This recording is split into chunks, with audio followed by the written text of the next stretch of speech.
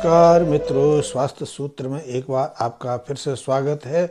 और आज का विषय है हमारी कि हम आंतरिक जो अराजकता होती है और हमारे शरीर में जो जटिल रोग पैदा हो जाते हैं, ऐसे असाध्य रोग पैदा हो जाते हैं जिनकी चिकित्सा करते करते हम थक जाते हैं, हम उनसे ऊब जाते हैं और उन पर लाखों रुपए हम खर्च कर देते हैं, फिर भी हम रोगों से मुक्ति नहीं पा सकते और ना हमारी आंतरिक अराजकता का समाधान हो पाता है। तो आज हम इस विषय पर बात करेंगे। तो हम आज अपना वीडियो शुरू करते हैं। नमस्कार मित्रों। तो जो आंतरिक अराजकता या ऐसे जटिल रोगों से बचने के लिए मैं एक ऐसी प्रक्रिया बताने जा रहा हूँ, एक ऐसी युक्ति मैं आपको बताने वाला हूँ जिसे हम प्राणायाम आधारित एक क्रिया के रूप में देख सकते हैं। और इस प्रक्रिया का नाम है कपालभाति। वैसे तो कपालभाति का उल्लेख प्राणायाम आधारित क्रियाओं के अंतर्गत रखा गया है, लेकिन यदि हम हठ योग पद्धति को देखें तो हठ योग पद्धति में इसे शुद्धिकरण की प्रक्रिया माना गया है। जैसे कि आयुर्वेद में वमन बस्ती आदि शुद्धिकरण की प्रक्रिया हैं, इसी तरह जो योग के अंदर भी शुद्धिकरण की कई प्रक्रियाओं का उल्लेख होता है, जिनमें नौली धोती का तो है ही है, बस्ती का तो प्रयोग होता ही है। इसके अलावा जो मानसिक शुद्धिकरण की प्रक्रिया हैं, जिनमें नाड़ी शोधन प्राणायाम का प्रयोग होता है, इसी तरह कपालभाति का प्रयोग किया जाता है, जिससे कि हमारे जो कपाल है, हमारा जो मस्तिष्क है, हमारा जो ऊपर का सिर का हिस्सा है, उसकी न केवल शुद्धिकरण होती है बल्कि हमारा कपालभाति प्रक्रिया के माध्यम से दमक उठता है, हमारे चेहरे पर नया आभा आती है, हमारे चेहरे की एक नई प्रफुल्लता प्रकट होती है। तो ये बहुत उपयोगी प्राणायाम है, ये बहुत उपयोगी श्वसन आधारित क्रिया है। तो आज हम कपालभाति के बारे में बताने जा रहे हैं। और इस कपालभाति प्राणायाम पर योग के अतिरिक्त जो पिछले 30-40 सालों में गहन अध्ययन अनुसंधान के कार्य हुए हैं और जिनके परिणाम हमें मिले हैं, उनके परिणाम के बारे में और उनके परिणामों के आधारित हम क्या इससे प्राप्त कर सकते हैं, कैसे हम इसके माध्यम से अपनी आंतरिक अराजकता को दूर कर सकते हैं और कैसे हम इसके माध्यम से अपने जटिल से जटिल रोगों को दूर कर सकते हैं। तो इसके बारे में आज हम इस वीडियो में हम जो विषय है इसके विषय में जानेंगे।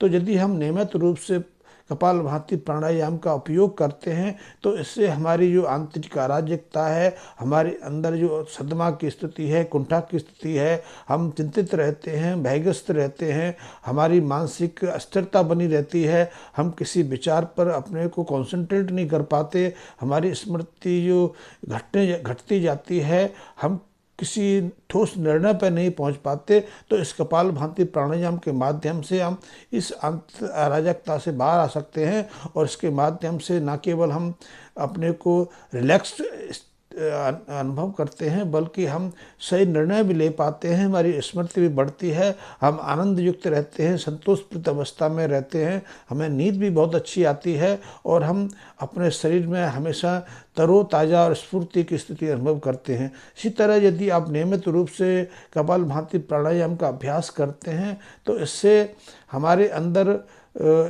जो मस्तिष्क संबंधी कई तरह के विकार हैं, कई तरह के जटिल रोग हैं, उनसे मुक्ति मिलती है। इससे हमारे मस्तिष्क में यदि क्लॉट बन गया है, ब्रेन स्ट्रोक के बाद कई बार हमारे मस्तिष्क के कुछ भागों में रक्त का रिसाव हो जाता है और रक्त का रिसाव क्लॉट का रूप लेता है। इससे हम अपांगता की ज़िंदगी जीने पर मजबूर होते हैं, हम अपंगता की ज़िंदगी जीते हैं, हमारे कई अंग कार्य नहीं कर पाते या हम ठीक से बोल नहीं पाते, हमें अपने अंगों को नियंत्रण करने में, हमें अपने हाथ पैरों को चलाने में मुश्किल आती है, हम एक तरह के पक्षाघातग्रस्त हो जाते हैं। तो उससे मुक्ति मिल सकती है, हम उससे बाहर आ सकते हैं। तो ये बहुत अद्भुत प्राणायाम है, एक श्वास संबंधी एक ऐसी क्रिया है जिसके माध्यम से मस्तिष्क संबंधी इन विकारों से दूर हो सकते हैं। और इसके अलावा यदि मस्तिष्क में कोई गांठ बन गई है, कोई ट्यूमर बन गया है, चाहे वो कैंसरस है या नॉन कैंसरस है, उसको हम सिर्फ कपालभाति प्राणायाम के माध्यम से डिजॉल्व कर सकते हैं। इसी तरह यदि हृदय संबंधी कई तरह के रोग हैं, यदि हमारा हृदय अनियमित रूप से कार्य करता है या हम हाई ब्लड प्रेशर के मरीज हैं, क्योंकि ज़्यादातर ब्रेन स्ट्रोक की स्थितियाँ हाई ब्लड प्रेशर के मरीजों में देखी जाती हैं, तो ऐसे हाई ब्लड प्रेशर को भी हम इस कपालभाति प्राणायाम के माध्यम से नियंत्रित कर सकते हैं और हम सामान्य स्तर पर ला सकते हैं। इसी तरह हृदय की जो अनियमित धड़कन है या हृदय पर्याप्त मात्रा में खून को रक्त नलिकाओं में नहीं भेज पाता है या हृदय की पेशियां कमज़ोर पड़ जाती हैं या हृदय में अन्य विकार पैदा हो जाते हैं, हृदय का आकार बढ़ने लगता है, तो उससे भी हम सिर्फ इस कपालभाति प्राणायाम के नियमित अभ्यास से बाहर आ सकते हैं, मुक्ति पा सकते हैं। इसी तरह इस कपालभाति प्राणायाम के माध्यम से शरीर के अन्य अंगों को भी हम सौम्य अवस्था में निरोगता की स्थिति में ला सकते हैं, क्योंकि ऐसा देखा गया है कि जो लोग नियमित रूप से प्राणायाम करते हैं उन्हें ना तो मासिक संबंधी परेशानी का सामना करना पड़ता है, और जिन बहन बेटियों को यूट्रस में ट्यूमर हो जाती हैं, रसौली बन जाती हैं, जिन्हें फाइब्रोइड की समस्या का सामना करना पड़ता है, तो वो भी सिर्फ इस कपालभाति प्राणायाम के माध्यम से इन रोगों से मुक्ति पा लेती हैं। इसी तरह कई तरह के अन्य रोग हैं, प्राणायाम का हमारे फेफड़ों पर तो सीधा प्रभाव पड़ता ही पड़ता है, लेकिन इसके अलावा जो पेट संबंधी कई तरह की व्याधियां हैं कि कई लोगों को निरंतर दस्त आते रहते हैं, मरोड़ रहती हैं या अपच की स्थिति रहती है, वो ठीक से पचा नहीं पाते, या जिनका लीवर का साइज बढ़ जाता है, लीवर इनलार्जमेंट हो जाता है, या जिनके खून में कोलेस्ट्रॉल की जो स्तर है बढ़ने लगता है, क्योंकि कोलेस्ट्रॉल भी एक समस्या है। इसके कारण न केवल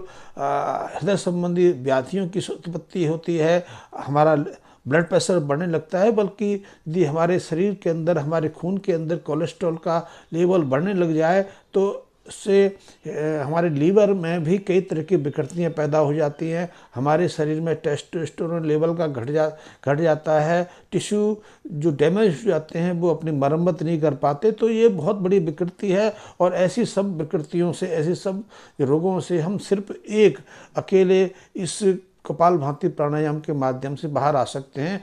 तो यदि आप इसका अभ्यास शुरू करेंगे तो आप देखेंगे कि 15 से 20 दिन के बाद आपको क्या क्या लाभ हो रहे हैं। कपालभाति प्राणायाम के असंख्य लाभ हैं, और ये पुनर्जीवन देने वाला प्राणायाम है। इसके माध्यम से न केवल हमारे चेहरे पर निखार आता है, हमारे आभा बढ़ती है, हम ज़्यादा जवान और ज़्यादा कम उम्र के दिखाई देने लगते हैं, बल्कि इसके माध्यम से हमारे जो अंदर के आंतरिक अंग हैं वो भी सशक्त होते हैं और कई तरह की बीमारियों से मुक्त हो जाते हैं। तो कपालभाति प्राणायाम बहुत उपयोगी है, इसके बारे में विस्तार पूर्वक बहुत कुछ कहा जा सकता है, लेकिन क्योंकि ये वीडियो ज़्यादा लंबा ना हो तो मैंने जो कपालभाति प्राणायाम के बहुत सीमित से जो उपयोग हैं, सीमित से जो प्रभाव हैं, उनके बारे में मैंने जानकारी दी। लेकिन अब हम देखेंगे कपालभाति प्राणायाम का अभ्यास हम कैसे कर सकते हैं या किस समय कर सकते हैं। तो कपालभाति प्राणायाम के लिए जो समय है वो तो ब्रह्म मुहूर्त का समय है, और ब्रह्म मुहूर्त के अलावा इसको दिन में 3 से 4 बार अन्य समय पर भी करना बहुत उपयोगी रहता है। कि हम वैसे तो योग शास्त्र कहते हैं और हमारे निजी अनुभव भी कहते हैं कि कोई भी प्राणायाम या योग की कोई भी क्रिया 2 से 4 बार में की जानी चाहिए। श्वसन आधारित क्रियाएं तो 4 बार निश्चित रूप से करने चाहिए, एक प्रातःकाल ब्रह्म मुहूर्त में, एक सूर्योदय के साथ में, एक दोपहर को, एक रात्रि को। तो यदि आप अपने समय के अनुसार, अपनी जो समय अनुकूलता के हिसाब से इन समयों पर यदि आप कपालभाति प्राणायाम को करेंगे तो इनका चमत्कारिक लाभ आपको मिलेगा, चमत्कारिक प्रभाव आपको मिलेगा। अब है कितनी देर करना है, तो ये तो आप किसी योग अभ्यासी के साथ मिलके जो आपको इसके बारे में आपकी शारीरिक स्थिति, शारीरिक अवस्था और आपके जो फेफड़े हैं, आपकी बैठने की स्थिति है, आप कितनी देर तक इस प्राणायाम को कर सकते हैं, उसकी स्थिति का जो फलन अध्ययन करके आपको बता सकता है कि आपको शुरुआत में कितनी देर इस प्राणायाम को करना चाहिए। फिर भी मैं कहूँगा कि आपको शुरुआत में कम से कम 3 से 5 मिनट कपालभाति प्राणायाम का अभ्यास अवश्य करना चाहिए।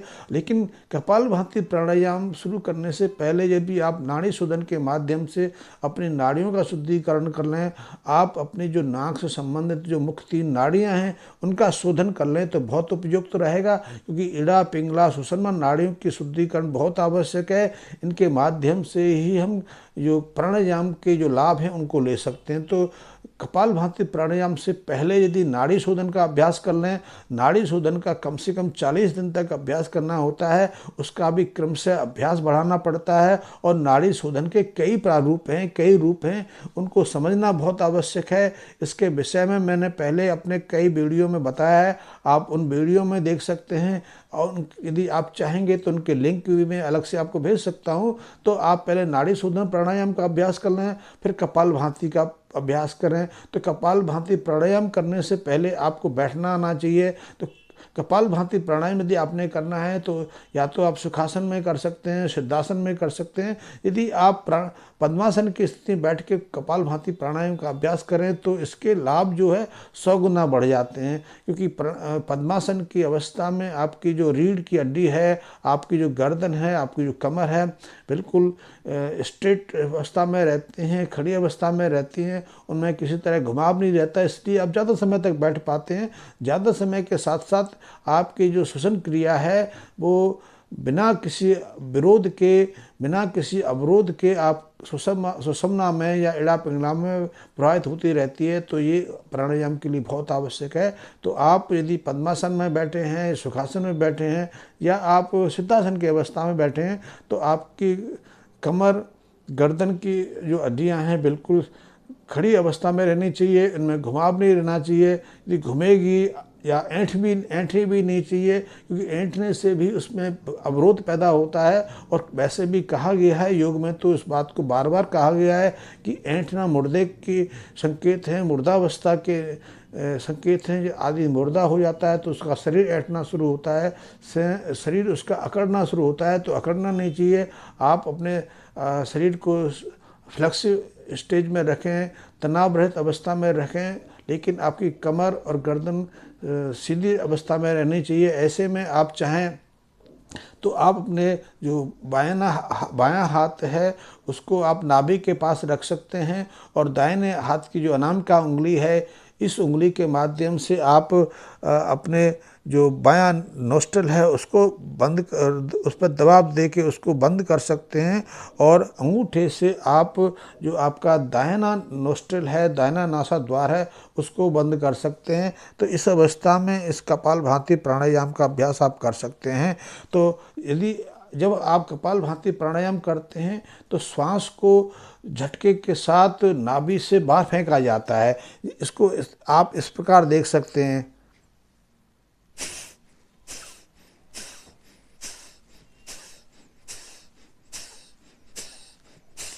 तो इस रूप में आप कपालभाति प्राणायाम का अभ्यास कर सकते हैं कि झटके से श्वास को बाहर फेंकना।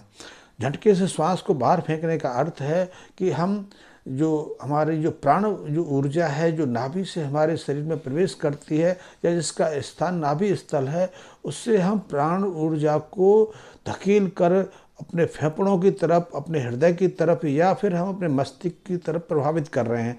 तो इसके माध्यम से आपका जो रक्त प्रवाह है, आपके जो ऊपर के अंग हैं उनमें तीव्र होता है। हृदय